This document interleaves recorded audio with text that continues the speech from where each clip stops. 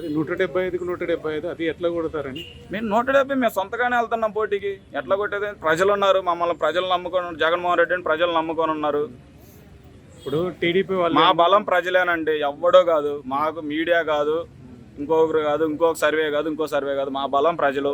మా సంక్షేమ పథకాలు, మా నవరత్నాలు ఏదైతే ఉన్నదో జగన్మోహన్ రెడ్డి గారు ప్రవేశపెట్టినటువంటి నవరత్నాలు ఏదైతే ఉన్నాయో అవి ప్రతి ఒక్కరికి లబ్ధి చెందుతున్నాయి. అవి వాలంటరీ వ్యవస్థ ద్వారా, ఈరోజు వాలంటరీ వ్యవస్థ చాలా గొప్ప వ్యవస్థ. ఈరోజు ఆ వ్యవస్థ ద్వారా ప్రతి ఒక్కరికి ఇంటికి వెళ్ళి ప్రతి ఒక్క ఇంటికి ప్రతి ఒక్క పథకం అందుతుంది.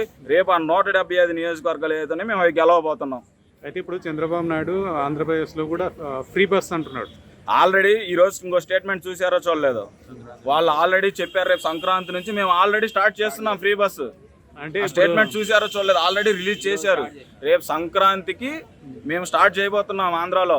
చంద్రబాబు వైఎస్ నాయుడు జగన్మోహన్ రెడ్డి గారు ఈరోజు చంద్రబాబు నాయుడు ఏమన్నారు, పథకాల వల్ల ఏమి లబ్ధి పొందుతారు అది ఇది అనేసి మాట్లాడాడు. ఎవరైతే ఉన్నారో పథకాల గురించి మాట్లాడారు. ఈరోజు మళ్ళీ 6 గ్యారెంటీలు అని ఎలా చెప్తారు? అవి కూడా పథకాలే కదా. మరి 6 గ్యారెంటీలు ఎందుకు చెప్తున్నారు?